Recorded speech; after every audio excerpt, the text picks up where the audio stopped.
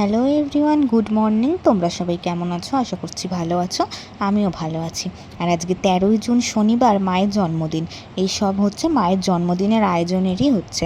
তো আজকের মেনুতে থাকছে বাসন্তী পোলাও, মেথি চিকেন, তেলাপিয়া মাছের ঝাল, আমের চাটনি আর রসে চমচম মিষ্টি। তো তেলাপিয়া মাছের বদলে কাতলা মাছ করারই ইচ্ছা ছিল, কিন্তু মা কিছুতেই রাজি হলো না। মায়ের পছন্দ তেলাপিয়া মাছ, তার যার জন্মদিন তার পছন্দ অনুযায়ী রান্না হচ্ছে। তো এখানে বাসন্তী পোলাও বসিয়ে দিয়েছি, আর বসানোর পরেই দেখছি গ্যাস শেষ। তো মা সিলিন্ডারটা সরিয়ে দিচ্ছে, কারণ এটা সরানোর ক্ষমতা আমার নেই। তো আবার সিলিন্ডার লাগিয়ে দেওয়া হলো। রান্নাবান্না হয়ে গেছে, অনেক বেলাও হয়ে গেছে, আর এসছে মুষলধারে বৃষ্টি, সাথে কারেন্ট চলে গেছে।